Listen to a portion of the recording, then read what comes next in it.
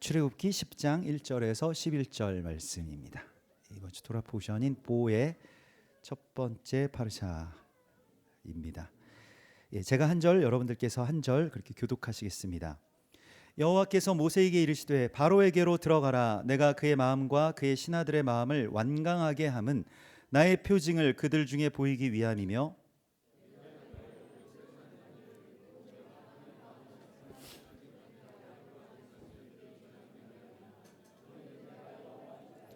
모세와 아론이 바로에게 들어가서 그에게 이르되 히브리 사람의 하나님 여호와께서 말씀하시기를 내가 어느 때까지 내 앞에 겸비하지 아니하겠느냐. 내 백성을 보내라.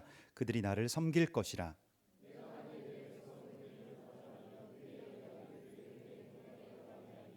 메뚜기가 지면을 덮어서 사람이 땅을 볼 수 없을 것이라. 메뚜기가 내게 남은 그것 곧 우박을 면하고 남은 것을 먹으며 너희를 위하여 들에서 자라나는 모든 나무를 먹을 것이며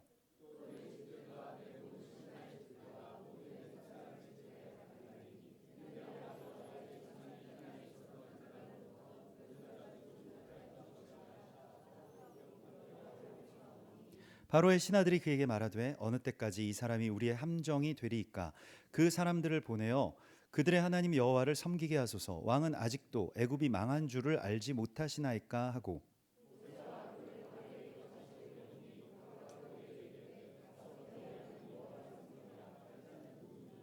모세가 이르되 우리가 여호와 앞에 절기를 지킬 것인즉 우리가 남녀노소와 양과 소를 데리고 가겠나이다.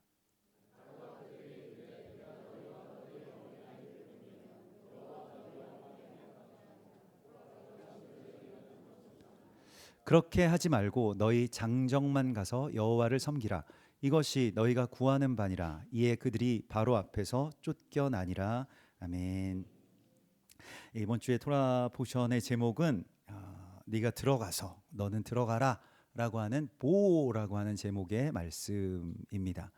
그래서 우리가 이제 출애굽기를 이야기를 할 때 그냥 애굽 땅에서 이스라엘 백성들이 탈출하는 이야기라기보다는 바로 왕의 그 한 가운데로 들어가서 바로 왕을 무너뜨리고 또 그 애굽의 모든 어떻게 보면 그 인간이 신이 그 하나님을 대신했던 그 자리에서 다시 그 나라에서 하나님의 나라로 다시 회복하는 바로 그 이야기가 이제 출애굽의 이야기라고 할 수가 있겠습니다. 그래서 출애굽의 이야기는 빠져나가는 것이라기보다는 세상 가운데로 들어가서 세상을 변화시키라고 하시는 하나님의 명령을 받는 것을 의미한다고 할 수가 있겠습니다. 기독교는 속세를 떠나는 종교가 아니고 세상 가운데로 들어가서 세상을 바꾸고 고치는 사명을 받는 이야기입니다. 그래서 우리가 자꾸 어떤 문제를 피하고 또 어떤 그 핵심에서 점점 멀어져서 그냥 우리끼리 그냥 편한 대로 아무 일도 하지 않고 살아가는 것을 하나님이 우리에게 요구하시는 것이 아니죠. 그래서 세상 한가운데로 들어가고 바로 왕의 그 궁전으로 들어가서 가장 그 어떻게 보면 최종적으로 그 완고한 마음의 정점에 있는 그 바로 왕에게로 들어가라라고 하는 말씀이고요. 바로는 여러모로 뭐 이제는 어떤 목사님은 그 바로 나 뭐 이렇게 이야기를 하시던데 나의 모습을 또 나의 어떤 완고하고 아직까지도 변화되지 못하고 있는 어떤 나의 최종적인 그 마음 깊숙한 곳에 있는 어떤 그런 그 마음을 보여주는 인물이라고도 할 수가 있을 것입니다. 그래서 너는 바로 왕의 궁정에 들어가서 내 백성을 보내라. 그들이 나를 예배할 것이니라라고 하는 것을 선포하라고 말씀을 하시고 있습니다. 이게 지금 우리가 선포해야 될 이야기이고요. 우리 스스로에게나 또 우리 가정에 또 우리 자녀들이 주님을 예배하는 자가 될 것이라고 하는 것을 아주 정확하게 그 어떤 그 힘에다 대고 정확하게 선포하라고 말씀을 하시고 있는 것입니다. 그래서 우리가 대적에게 막 추격을 받고 그것을 막 피하고 떨쳐버리고 막 도망치고 하는 그러한 삶을 살다가 이제는 대적을 추격하고요. 또한 대적 안으로 들어가는 바로 그러한 전환점이 되었다라고 하는 것을 하나님 말씀하시고 있습니다. 그래서 이게 어떤 신앙에 있어서는 좀 수비하고 방어하는 그런 신앙이 아니라 돌격하는 신앙, 공세적인 그 신앙을 하나님이 우리에게 요구하고 계신다고 볼 수가 있겠습니다. 그래서 누가복음 10장 3절에 갈지어다 내가 너희를 보냄이 어린 양을 이리 가운데로 보냄과 같도다라고 말씀을 하셨어요. 그래서 이리에게 가서 어린 양이 가면 집어 삼켜지겠지만은 그러나 그 집어 삼켜지는 것을 통해서 또한 이리들이 나중에 변화가 되는 것이죠.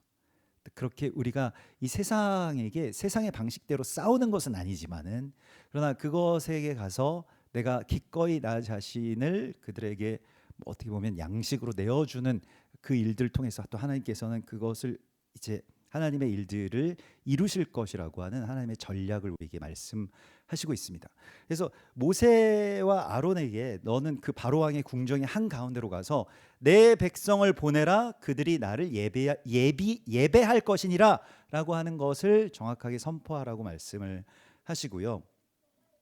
이게 우리가 이스라엘에 대해서나 또 우리의 자녀들이나 우리 스스로에게 대하여서 선포해야 될 그러한 말씀입니다. 여러분들 선포하십시오. 내가 내 백성을 보내라. 그들이 주를 예배할 것이니라 라고 하는 것이요. 그것을 선포하라고 말씀하시고 있습니다. 그래서 여기에서 나오는 그 마지막 세 가지의 이적이 있는데 마지막 세 가지의 이적은 어찌 보면 한 세트라고도 할 수가 있을 것입니다. 이 모든 이적들이 그런 연관성들이 있는데 마지막 세 이적을 이 토라포션 보호에서 보여주시면서 그것으로 말미암아서 출애굽이 시작이 되고요. 또한 이 10가지의 이적이 완성이 되는 것이죠. 그 세 세트의 첫 번째가 메뚜기의 이적이고요. 두 번째가 흑암의 이적이고 마지막 10번째의 이적이 바로 장자의 죽음, 또 유월절의 그런 이적인 것입니다. 메뚜기 이적은 지면에 남은 것들을 다 집어삼키는 그러한 그 메뚜기를 우리에게 보여주시면서 그것이 무엇인지를 우리에게 말씀을 하시는데 이것은 그 어떤 영적인 상징으로는 남은 자들을 갉아먹는 또 남은 생명을 갉아먹는 재앙입니다. 특별히 이것은 우리의 자녀들의 생명을 남아있는 생명들을 계속 갉아먹고자 하는 대적의 군대를 의미하는데요. 요한계시록에 보면 황충의 군대 나와 있고 이 황충의 군대는 굉장히 조직적이고 굉장히 무시무시한데 그 아볼론이라고 하는 그 대마왕의 명령에 아주 철저하게 복종하는 굉장히 조직이 강력한 조직을 갖고 있는 군대로 묘사되고 있습니다. 그런데 그 군대가 메뚜기, 그러니까 황충이라고 불리우는 그 메뚜기가 막 몰려와서 뭔가 자라나려고 하는 그 새싹들을, 자라나려고 하는 생명들을, 돋아나는 생명들을 계속 갉아먹는 재앙을 의미하게 됩니다. 이것에 대하여서 성경은 특별히 우리의 다음 세대들이 그 생명과 그 말씀의 생명 안에 있는 것을 대적이 용납하지 않고 계속해서 그것을 조금이라도 남아있으면 갉아먹으려고 하는 그 시도로 묘사하고 있습니다. 이것은 뭐 저의 자의적인 그런 비유에 대한 해석이 아니고 요엘서에 보면 이런 말씀이 나오는데요. 요엘서 1장에 보면 메뚜기의 여러 가지 이름이 나옵니다. 이것은 메뚜기 부대, 그러니까 황충의 군대의 뭐 1대, 2대, 3대 뭐 이런 것들을 의미하는데 팥중이가 남긴 것을 메뚜기가 먹고 메뚜기가 남긴 것을 느치가 먹고 느치가 남긴 것을 황충이 먹었도다. 다 메뚜기 종류들이에요. 모양은 다르고 조금 기능은 다를지 몰라도 그래서 우리가 이것은 남은 것들을 먹는 것인데 남긴 걸 또 먹고 또 조금이라도 남아있으면 또 먹고 이런다는 거예요. 그래서 우리는 여기에 대해서 어떻게 대적을 해야 되느냐. 요엘서 1장 3절에 보면 1장 3절 띄워주십시오. 같이 읽겠습니다. 너희는 이 일을 너희 자녀에게 말하고 너희 자녀는 자기 자녀에게 말하고 그 자녀는 후세에 말할 것이니라.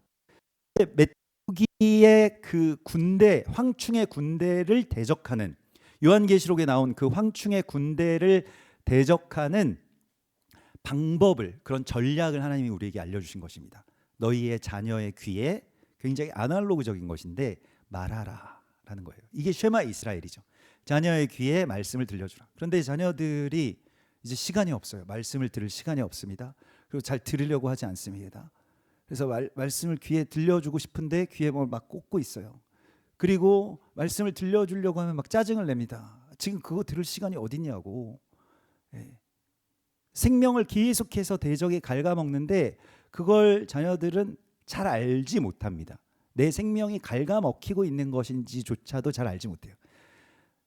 우리 다음 세대, 자녀 세대가 뭐 청년들에게도 어제 제가 잠깐 나누었습니다마는 얼마나 많은 생명을 갉아먹힙니까? 정말 바쁜데 왜 바쁜지 잘 모르고, 그래서 가장 중요한 것들을 다 잃어버리면서 살아가게 되죠. 내가 어제도 청년들과 같이 그렇게 그 시장 예배 드리면서 나누는 것이, 예전에 보면, 그러니까 휴대폰이나 스마트폰이나 인터넷이 없던 그 시대, 정말로 이제 전설로만 남아있는 그런 시대가 있었는데, 그 시대에 보면, 저는 이제 대학 다닐 때 인문학을 전공했기 때문에 그 도서관 가서 이제 논문들을 찾아보면 그런 뭐 저희 뭐 역사학의 대가들이 있으시잖아요. 그 대가들, 무슨 뭐 이기백이든 뭐 김기동 교수든 뭐 그런 분들의 논문들을 보다 보면 굉장히 아주 수준 높은, 계속 인용되는 그런 논문들이 그 대학 졸업 논문들이었습니다. 대학을 졸업할 때 쓴 논문들이 평생에 회자될 정도의 어떤 명저들을 남긴 거예요. 근데 지금 대학생들이 졸업할 때 논문을 씁니까? 쓸 수 있습니까? 논문 써도 뭐 별로 큰 효과가 없죠. 어디서 다 GPT가 써주고 뭐 이렇기 때문에 아예 뭐 쓰란 말도 잘 안 할 겁니다. 논문을 읽을 시간도 없을 거예요, 아마 대학생들이 졸업할 때. 무슨 차이가 있느냐? 지금 현재의 청년들이나 또 청소년들은 엄청나게 많은 정보들을 접할 수 있고 더 무언가 굉장한 깨달음이 있을 것 같은데 그렇지 못하다는 거예요. 그럴 만한 시간이 없습니다. 생명이 다 갉아먹혔기 때문에 너무 바쁘고, 그 시간 동안에 뭘 했느냐라고 묻는다면 우리에게 잘 모르겠어요. 계속 누워서 막 이렇게 했을까요? 그 전에는 막 이렇게 했을까요? 제가 정말 충격적으로 기억나는 것이 제대를 하고, 군대에 제대를 하고 학교에 복학을 했는데, 학교 복학하니까 인터넷실이라는 데가 생겨 있더라고요. 그래서 들어가 보니까 깜짝 놀랐어요. 막 인터넷으로 막 사람들이 막 뭘 검색하고 거기서 막 뭐가 뜨고, 그러니까 저는 어떻게 하는지 모르니까 이제 시커멓게 얼굴은 타가지고 이제 머리는 이제 짧고 들어가가지고 옆에 있는 아무 학생이나 붙잡고 물었습니다. 이거 어떻게 하는 거예요? 뭘 어떻게 하냐는 거예요. 그래서 이거 어떻게 해야 됩니까? 그랬더니 뭐 이메일 야후 계정을 만들고 뭐 이렇게 해가지고 검색을 하면 뭐가 나온다는 거예요. 그래서 그러면 어떻게 되는데요? 그랬더니 어떻게 되겠냐, 이걸로 다 하는 거죠. 그렇게 얘기를 하더라고요. 그래서 그때부터 굉장히 큰 변화가 일어나겠구나라고 하는 것을 생각을 했는데, 뭐 놀라운 변화가, 많은 시간이 지나지 않았지만 세상이 바뀔 만한 변화가 일어났죠. 그리고 언젠가였는지 잘 모르겠는데 2000년대 그 뭐 2007년 뭐 2008년 그때쯤이었던 것 같습니다. 제가 전도사가 돼서 청년부에서 설교를 할 때 갑자기 설교를 준비하다가 그 이 MP3 플레이어를 만들던 회사에서 그거랑 전화기랑 합쳐가지고 뭘 낸다는 거예요. 그걸 스마트폰이라고 불리우는데 그게 이제 나온다는 겁니다. 그래서 그 전까지도 그래도 뭐 휴대폰을 가지고 다니던, 전화기를 가지고 다니던 이렇게 폴더로 막 이렇게 해가지고 뭐 가로 본능 뭐 이렇게 해가지고 있었어요. 근데 그런 거 말고 진짜로 뭔가 대단한 걸 만들었다고, 어떤 검은 옷을 입은, 저 오늘 그런 검은 옷 이런 옷을 입은 사람이 안경 쓰고 나와가지고 쫙 나와가지고 설명을 하면 이거가 너희들에게 반드시 필요하게 될 것이다. 근데 너무 제가 왜 그때 되게 좀 막 그때 영적으로 되게 민감하던 때였는데 막 금식도 많이 하고 그래서, 근데 그때 뭔가 소름이 끼쳤는데, 마치 에덴 동산에서 사탄이 그 나무 위에서 이렇게 싹 와가지고 너 이거 필요하지 않아? 필요가 없잖아요. 아담과 하와는 다른 거 먹을 게 정말 많았습니다. 근데 그거 없어도 살아갈 수 있었는데, 야, 너 이거 진짜 필요하지. 이거 있으면 진짜 좋아. 아무 필요가 없거든요. 근데 이거가 너를 모든 것을 아는 사람이 되게 해줄 거야 라고 말하는 것과 비슷하게 느껴졌습니다. 그래서 뭐 사람을 악마화하는 것은 아니지만은 저분이 이렇게 쫙 나와가지고 저런 표정으로 이거야 라고 얘기할 때 이거 조심해야 된다고. 그래서 그게 한국에 출시되기 전이었습니다. 그래서 청년들한테 이거 우리가 조심해야 되지 않을까? 이게 우리 생명을 갉아먹을 것 같은데요? 라고 이야기를 하는데 저쪽이 어딘가에서 야, 나 저거 살 거잖아. 내가 저거 살려고 돈 모으고 있어. 막 그런 소리가 들리는 거예요. 아, 그래서 이거 좀 앞으로 어려운 정말 싸움이 될 수도 있겠구나. 이런 생각이 들었습니다. 지금은 저게 없이는 여러분들이 막 한참 집에서 나왔다가도 막 집에 다시 돌아가시죠? 저거 없이는 아무것도 하지 못하고. 제가 그래서 교회 처음에 한세사랑 교회 그 이제 초창기 때 몇 달을 휴대폰 없이 생활을 하기를 해봤습니다. 휴대폰을 아예 없앴어요. 번호가 없었습니다. 유선 전화만 교회 유선 전화가 있으니까 그걸로 충분히 살 수 있으리라고 생각했는데 아무것도 못하는 거예요. 여러분 살아보신 적 있으십니까? 휴대폰 없이? 휴대폰 주민등록증이 없이는 살 수 있어도요. 휴대폰이 없으면 신분이 증명이 안 됩니다. 그래서 어디 회원에 가입도 안 되고요. 온라인으로 무엇을 주문도 못 하고요. 자기 자신을 증명할 수가 없어요. 은행 업무도 못 보고. 없는 거에 대해서 생각을 안 해봤기 때문에 잘 우리가 느끼지 못했던 것들을 그때 느꼈습니다. 그래서 휴대폰 없이 못 사는 세상이 됐구나. 스마트폰이 없이 그런 생각을 하게 됐습니다. 그리고 그때의 예배를 매일같이 교회에서 드리고 있는데 뭐 지금처럼 이렇게 꽉 찬 예배당이 아니라 드문드문 몇 분이 이렇게 앉아 계시는 그런 좀 춥고 그런 어두컴컴한 그런 예배당이었어요. 겨울이었는데 그때 너무 마음이 슬픈 게 이 그 요한계시록에 있는 그 황충의 군대가 너무 조직적으로 느껴지는데 과연 이 예배당에 자녀들이 들어올 수 있겠는가라고 하는 것이었습니다. 게임이나 스마트폰이나 SNS가 그렇게 전 세계적인 그 다국적 기업들이 어마어마하게 노력해서 자녀들의 생명을 속절없이 빼앗아 가는데 그 생명을 갉아먹힌다는 생각을 안 하잖아요. 너희들 그 생명이 갉아먹힌다는 생각을 하니? 그냥 내가 이거 원해서 하고 있다고 생각하잖아요. 그런데 정작 중요한 그 가장 중요한 것들을 다 잃어버리면서 살아가는 거예요. 말씀을 부모님과 가족들과 함께 또 동역자들과 함께 즐거워하면서 묵상하고 예배드리는 이 기쁨들을요. 그래서 그때 너무 절망적이었습니다.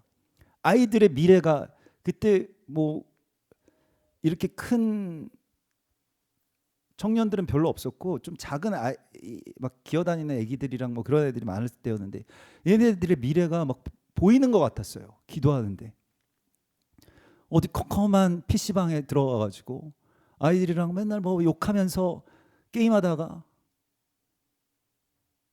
뭐 컴컴한 노래방에 들어갔다가 컴컴한 포차에 들어갔다가 컴컴한 클럽에 들어갔다가 근데 그게 이 예배보다 훨씬 더 재밌게 느끼겠구나 이 아이들이. 그리고 다시 돌아오지 못할 수도 있겠구나라고 하는 것 때문에 너무 불안해졌습니다.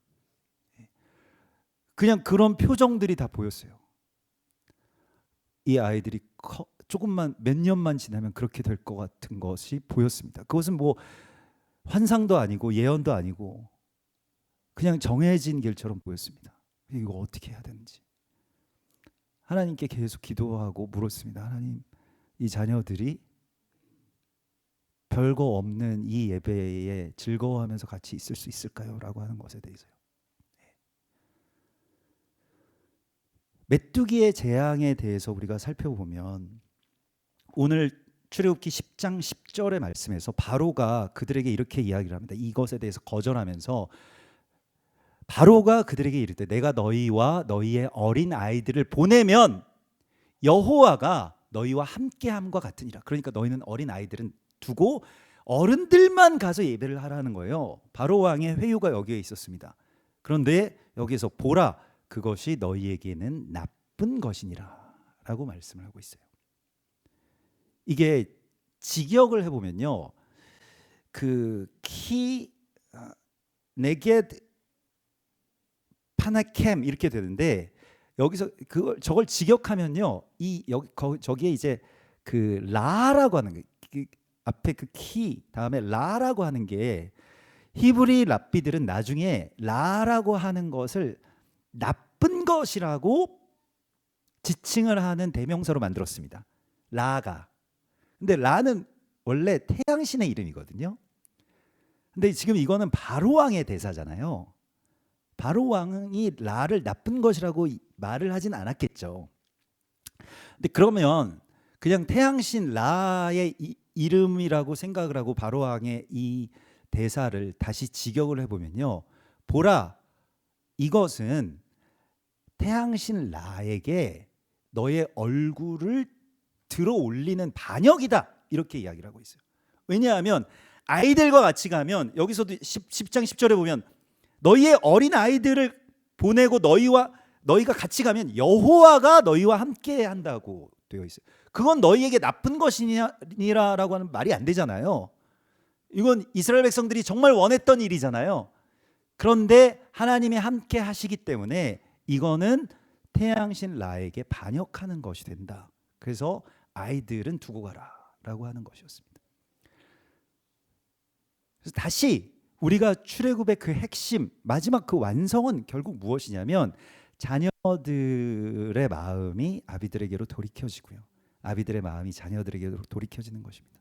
근데 정말 놀랍게도 별거 없어도요, 아이들이 교회 오는 것을 좋아하고 예배를 같이 드리는 것을 즐거워하는 그런 예배를 하나님께서 열어주셨다는 것입니다.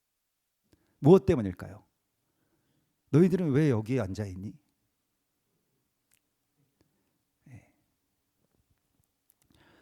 엄마 아빠가 가자고 해도 이제 뿌리칠 만한 나이가 되어버린 이 청년들은 왜 오늘 아침에 방방 뛰면서 예배를 드리셨습니까? 왜 그러신 거예요, 여러분들이 도대체? 그 이유는 무엇일까요? 그 메뚜기를 몰아내는 힘을 하나님께서 이번 주에 이 보호의 말씀을 통해서 말씀해 주신 것이 무엇이냐면, 바람이 불어온다는 것입니다. 동쪽에서. 그게 동쪽의 바람이라고 하는 것이 루아흐라고 하는 것입니다. 루아흐 케뎀. 그래서 영원한 성령님께서 호흡을 불어 넣어 주시니까 죽어가던 것들이 살아나게 된다는 것입니다. 메뚜기가 몰려가고요. 더 이상 우리의 이 시간과 공간에 메뚜기가 들어올 자리가 없어지게 되는 것입니다. 그것이 이어지는 흑암의 이적입니다. 흑암의 이적은 태양신이 밝혀주던 빛이 다 사라지는 거예요. 전에 거짓된 빛, 말씀의 빛을 대체했던 그 빛들이 힘을 잃게 되는 것을 말합니다. 그래서 태양신을 중심으로 한 그 세계에는 큰 재앙이지만, 하나님의 백성들에게는 진짜 빛이 무엇인지를 깨닫게 되는 시간이 되는 것입니다. 그게 흑암의 시간이에요. 아까 전에 스마트폰을 내가 끄라 그래서 미안한데, 스마트폰을 끄는 그 시간이 일종의 흑암의 어떤 배경이 펼쳐지는 거예요. 그러면 주의 빛이 비추어지고 주의 말씀의 빛이 비추어오고, 우리가 이 하누카 때 경험했던 이야기입니다. 밤이 깊고 어두움이 이 세상을 덮게 되는 그 이적이야말로 다른 빛들의 불이 다 꺼지고요, 우리의 생명을 계속 갉아먹었던 것들에서 우리가 벗어나게 되는 바로 그 시간이 열리게 된다는 것입니다. 이게 지금 우리가 드리고 있는 이 예배의 이야기입니다. 정말 불안하고 그것을 손에 놓지 못하겠고 이것보다 중요한 것이 없는 것처럼 느껴지는데, 그거 그렇게 중요한 거 아니거든요. 그거 없어도 우리가 살 수 있는 방법을 찾아내야만 이 마지막 때에 우리와 우리 자녀들을 지킬 수가 있습니다. 그래서 마지막 때의 이 최종적인 이야기는 이 흑암의 이적 다음에 무엇입니까? 장자의 죽음이죠. 장자는 창세기 49장에 보면 야곱은 이렇게 이야기를 합니다. 자기의 기력의 시작, 그러니까 삶의 동력이라고 이야기를 해요. 그래서 살아가는 이유, 살아가는 목적, 살아갈 힘이 여기에 있다는 겁니다. 뭐 지금은 각자의 장자가 다 다를 겁니다. 여러분들의 실제의 장남이 여러분들의 기력의 시작일 수도 있겠지만 그거 말고 나보다 더 사랑하는 어떤 존재, 또 가치, 이런 것이 여러분들이 다 장자라고 할 수가 있겠습니다. 여러분들 뭐 때문에 사시는지, 꼭 자녀가 아니더라도 무엇을 가장 하나님께 드리기 어려운지 그 장자를 드리게 되는 이야기입니다. 또한 이것은 실제로 이 장자를 드리는 그 제단이 결국 모든 믿음의 여정, 모든 출애굽의 여정의 정점에 있습니다. 그래서 장자를 하나님께 드림으로써 장자가 이 세상 가운데 그렇게 삼켜지고 그 생명들을 계속 빼앗기고 그 시간을 빼앗는다는 것이 사실 생명을 빼앗는 것이거든요. 휴대폰이 우리의 삶에서 몇 년을 빼앗아 갈까요? 요즘에는 휴대폰이 우리 전화기라고 하면 얘네들이 싫어하더라고요. 아버지는 옛날 사람이라서 전화기라고 자꾸 그런다고, 스마트폰이라고 그러셔야지 전화기가 뭐냐고, 전화도 안 하시면서 무슨 전화기냐 뭐 이렇게 이야기를 하는데, 아무튼 그게 뭐 모든 뭐 어떤 전자기기나 게임이나 SNS나 스마트폰이 우리의 삶에서 몇 년을 빼앗아 갈까요? 여러분들의 인생이 정해진 그 수명에서 굉장히 많은 시간들을 빼앗아 갈 것입니다.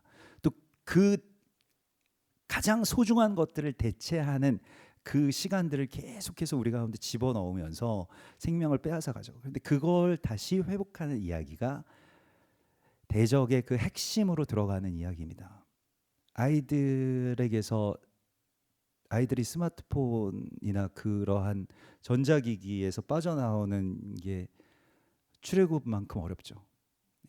지금도 막 불안해하는 우리 친구들도 있어요. 이스라엘 가면은 어떻게 사냐고, 스마트폰 없이 어떻게 사냐고, 그 3주를 어떻게 살아가야 될지 모르겠다고. 정말 어려운 이야기일 수 있습니다. 왜냐하면 그거가 내 생명을 대신하는 것처럼 느껴졌을 수도 있기 때문에 그렇습니다. 근데 거기서 빠져나오는 바로 그 출애굽의 이야기를 하나님께서 말씀하시면서 이것이 유월절이고 이것이 출애굽의 시작이자 완성이라고 말씀을 하십니다. 자기 아들을 하나님 앞에 데리고 간 사람의 이야기를, 한 아버지의 이야기를 우리가 구약에서 아브라함을 통해서 보게 됩니다. 아브라함이 모리아산에 자기 아들 이삭을 데리고 올라가는 이야기죠. 모리아산에 올라갔던 그 아브라함, 그 아버지의 마음에 초점이 맞춰져 있고, 구약은, 그리고 신약은 어떻습니까? 그 같은 모리아산이지만 이름이 달리 불리워졌던, 뭐 골고다라고 또 불리워지고, 그 예루살렘의 그 산 위로 올라간 감람산과 또 그 십자가가 세워진 그 동산 골고다 그 언덕으로 올라간 그 아들의 이야기가 양쪽에 다 있습니다. 그래서 구약에서는 아버지의 마음, 신약에서는 아들의 마음을 우리가 보게 되는데요.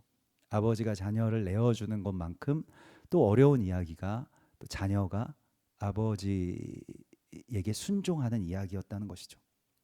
사실은 우리가 5786년이라고 하는 새해를 시작할 때에 나팔이 울리고 받는 두 말씀이 바로 창세기 21장과 22장의 말씀입니다. 모리아산으로 올라가는 아브라함의 이야기이고요. 그 전에는 아브라함이 오랫동안 정들었던 자기 아들 맞죠? 애굽 여인에게서 난 자기 아들 이스마엘을 집 밖으로 내보내는 두 이야기였습니다. 다 자녀와의 결별들이 의미되어 있죠. 그러면서 하나님 앞에 드리는 것입니다. 그리고 그 자녀는 죽지 않고 하나님의 소유가 되는 이야기. 이것이 출애굽의 완성입니다. 근데 이것은 서로에게로 마음이 돌이키는 그 아버지의 애타는 마음과 아들의 순종이 엮여져서 이 일들을 합력하여서 이루게 되는 것이죠. 그래서 이것은 한 개인의 결단으로만 이룰 수가 있는 것이 아닙니다. 자, 보십시오. 자녀를 드리려면 자녀들의 동의가 있어야 되잖아요. 부모님이 너희들을 하나님께 드린다고 했을 때 너희가 동의를 했니? 동의가 안 되면 못 드리는 거거든요. 나는 드리고 싶어도. 그러니까 아브라함이 지금 그 모리아산을 향해서 올라갈 때에 하나님께서 이렇게 말씀을 하십니다. 모리아산으로 올라가는데 그 정상으로 올라와라. 근데 22장 1절에 보면 그 일 후에 이렇게 되어 있습니다. 그 일 후에는 그 전에 이미 한 번 시험을 넘었어요. 그러니까 이스마엘을 언약이 아니니까 내보내라 라고 말씀을 하셨는데 이스마엘을 내보냈습니다. 그럼 된 거잖아요. 그래서 믿음에 어떻게 보면 가장 최고점에 올랐다고 볼 수가 있겠습니다. 그런데 또 하나님께서 더 요구하세요. 그 일 후에 하나님이 아브라함을 시험하시려고 그를 부르시되 아브라함아 하시니, 그러면 제가 아브라함이었으면은 하나님 앞에 그랬을 거예요. 아니 왜 또요? 또 뭐요? 이제 그만하시죠. 그런데 아브라함이 이렇게 대답합니다. 내가 여기 있나이다 라고 대답을 하죠. 여호와께서 이르시되 내 아들 내 사랑하는 독자 이삭을 데리고 모리아 땅으로 가서 거기서 번제를 드리라고 말씀을 하시죠. 그 아브라함이 순종해서 나아갑니다. 근데 그때 아들의 순종이 있죠. 창세기 22장 7절에서 이삭이 그 아버지 아브라함에게 말하여 이르되 내 아버지여 하니 그가 이르되, 여기서도 내가 여기 있나이다 라고 하는 똑같은 말을 합니다. 힌넨이라고 하는. 이삭이 이르되 불과 나무는 있거니와 번제할 어린 양은 어디 있나이까. 이삭이 최소 17세였다고 하거든요. 이때가 최소 17세. 좀 많이 잡도록 계산을 해보면 뭐 이스마엘 태어난 해와 뭐 쫓겨난 해와 뭐 여러 가지 계산을 해보면 35일 가능성도 많이 있습니다. 17세에서 35세, 그러니까 딱 청년의 시간들이죠. 다 아는 시간이에요. 그러니까 지금 아버지가 이렇게 대답을 합니다. 아브라함이 이르되 내 아들아 번제할 어린 양은 하나님이 자기를 위하여 친히 준비하시리라.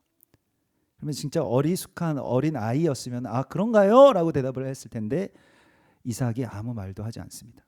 이게 이삭의 순종이죠. 이삭이 아니 이 늙은이가 어디서 약을 팔아 막 이렇게 얘기를 하지 않고 순종을 합니다. 거기에 아버지가 그 마지막 순종을 하러 올라가시는구나. 그러면 그 순종에 같이 합력을 해서 이 순종을 이루어내죠. 그래서 아버지보다 이삭이 훨씬 더 힘이 셌겠죠. 아버지는 100세가 넘은 노인이기 때문에 떨리는 손으로 제발 나에게 한 번만 반항해 줬으면 좋겠다라고 하는데 아들 이삭이 반항을 하지 않습니다. 가만히 묵히죠. 그게 어린 양의 모습과 같은 거예요. 예수와께서 신약에서는 그 아들의 입장을 우리 가운데 많이 보여주시는데 원하시면 아버지에게 간청을 할 때도 예수님한테 좀 배워야 되는데 아버지한테 아빠 돈 줘! 이것이 아니라 아버지요 원하시면 저에게 5만 원만 주십시오. 이렇게 아버지의 원함의 입장에 서는 거예요. 그러니까 예수님께서 그렇게 기도를 하셨으니까 아버지요 원하시면 저에게 이 잔을 면하게 해주십시오 라고 간구하죠. 아버지가 깜짝 놀랄 거야, 그렇지? 아버지요 원하시면 이라고 그렇게 이야기를 하면 우리가 이 땅 가운데서 그 육신의 아버지와 또 자녀가 서로에게로 마음을 돌이키는 이 회개가 일어날 때 구원이 완성된다고 성경은 말씀하고 있습니다. 말라기서에서 그 아비들의 마음과 자녀들의 마음이 서로에게로 돌이켜지는 이 회개가 일어날 때 그 서로의 연합으로 세대와 세대의 연합으로 말미암아서 구원의 역사가 이루어지는 것이라고 예수와께서 이 땅 가운데 오시는 일들이 일어난다고 말씀하시고 있습니다. 마태복음 17장에 보면 이게 뭐 마가복음에도 나오고 누가복음에도 나오는데 변화산에서 내려오시는 변화산이라고 하는 것이 이제 구약에서의 신의 산과 같은 이야기입니다. 그래서 거기서 모세도 만나고 엘리야도 만나고 이제 내려오시는데 그때에 예수아가 이제 메시아라고 하는 것이 선포되는 굉장히 중요한 시간입니다. 무엇이냐면 신의 산에서 그 모세가 율법의 두 돌판을 가지고 내려오는 것과 꼭 같은 거예요. 예수아께서 이제 모세와 엘리야로 대표되는 이 구약의 그 언약들과 함께 이제 예수아께서 이루실 메시아의 언약이 선포되려는 그 직전에 소동이 일어났는데 그걸 막는 이야기가 있는데, 그것이 무엇이냐면 어떤 아버지가 자기 아들을 데리고 옵니다. 그래서 우리 아들을 좀 불쌍히 여겨달라고 그가 간질로 심히 고생하여, 여기서 간질이라고 번역된 말이 그 루나틱이라고, 영어로 루나틱이라고 하는데 이게 일종의 정신병을 말합니다. 육체적인 질병이 아니라 자꾸 자살 시도를 하고 뭐 일종의 뭐 공황장애라든가 요즘에 있는 그런 우울증이라든가 자꾸 얘가 넘어진다는 거예요. 자기 스스로가 그냥 거기에 넘어진다는 거예요. 이걸 어떻게 살릴 수 있습니까? 라고 아버지가 말을 했을 때에 제자들이 이걸 고치지 못했다는 거예요. 그런데 그때 예수께서 어떤 대답을 하십니까? 17절에 예수께서 대답하여 이르시되 믿음이 없고 패역한 세대여, 내가 얼마나 너희와 함께 있으며 얼마나 너희에게 참으리요. 그러니까 이것은 세대에 대한 예수와의 탄식을 보게 됩니다. 우리의 자녀들이 말을 못해요. 이제는 뭘 말을 이렇게 시켜보면, 우리 교회 친구들은 말을 잘하지만 세상에서 뭐 말을 시켜보면 뭘 느꼈어? 뭐 너는 어때? 그러면 몰라요. 느낀 점은 뭐야? 없어요. 말 못하게 하는 그 귀신에 들려가지고 아이들이 사실은 느낄 수 있는 언어가 없기 때문에 감정이 점점 사라지고, 살아있는 건지 아니면 그것이 아닌지 잘 모를 정도로 세대가 믿음이 없고 패역해지게 됩니다. 그래서 말세가 되면 사람들이, 특별히 우리의 자녀들이 무정하게 된다는 거예요. 정이 없어지게 된다는 것은 무엇이냐면 뭔가 이렇게 통하는 그 교감이 사라지게 됩니다. 말도 없어지고요. 눈도 마주치지 않고요. 눈은 항상 다른 데 가 있습니다. 대답도 잘 안 하고 감정도 서로 연결되지가 않아요. 얼마나 안타까운 이야기입니까? 그런데 거기에서 예수께서 내가 이 패역한 세대에게 언제까지 참을 수 있겠느냐, 이걸 언제까지 견딜 수 있겠느냐. 사실 예수와의 구원의 이야기는 결국엔 이 세대와 세대의 그 단절, 서로 말을 못하게 되고 서로 감정이 통하지 않게 되고 아버지의 마음이 자녀에게 느껴지지 않고 자녀들의 마음을 아비들이 이해하지 못하게 되는 이 세대의 범죄에 대한 주님의 탄식이라는 것입니다. 이것을 다시 회복시키는 이야기가 바로 이 출애굽의 부르심입니다. 너는 그 안으로 들어가라 라고 하는 거예요. 자녀들의 마음속으로 들어가고요, 바로 왕과 같은 또 부모 세대의 마음 가운데로 들어가라는 것입니다. 어떻게 할 수 있을까요? 예수께서 뭐 다른 복음서에서 마가복음, 누가복음에서 예수께서 하신 말씀은 무엇이냐면 기도와 금식 외에는 이러한 종류는 나갈 수가 없다라고 말씀을 하시고 있습니다. 이 싸움인 거예요. 결국에는 우리가 지금 이 출애굽을 하고 있는 것입니다. 여러분들이 구원받고 그냥 자녀들은 이 세상 가운데서 말 못하는 그 귀신에 들려서 불 가운데도 쓰러지고 물 가운데도 넘어지고 그렇게 방치된 채로 죽어가는 것을 그냥 눈뜨고 볼 수 있는 부모는 없을 것입니다. 그래서 우리가 주님 앞에 자녀들을 올려드리는 것이고요, 자녀들은 그 마음에 응답하는 것이죠. 그때에 하나님의 소유가 됩니다. 우리의 자녀들이.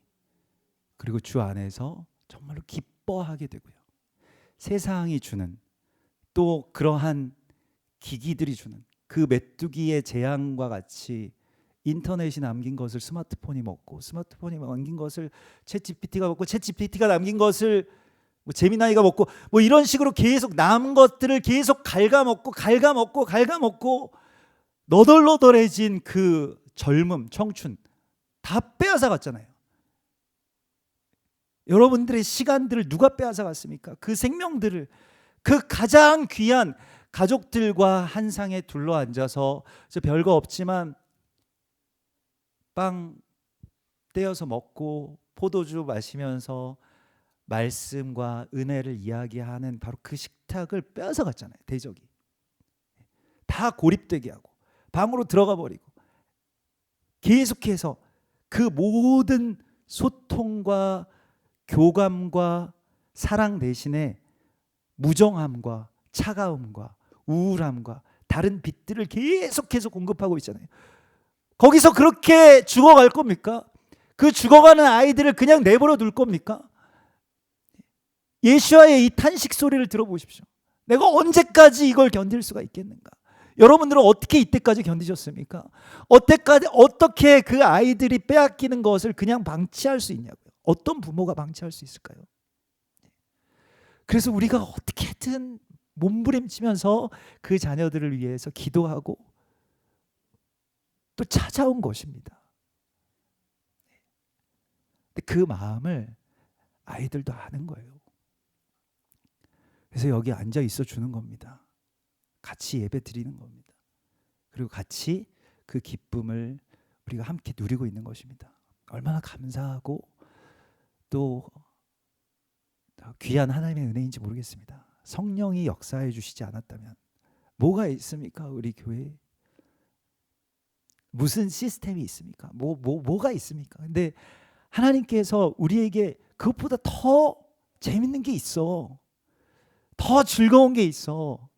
더 힘주는 게 있어 라고 하는 것을 우리의 자녀들에게 느끼게 해주시는 것. 그 일들이, 그 구원이, 그 출애굽이, 그 유월절이 여러분들의 가정과 여러분들의 삶 가운데서 온전하게 성취될 것을 주님의 이름으로 축복합니다.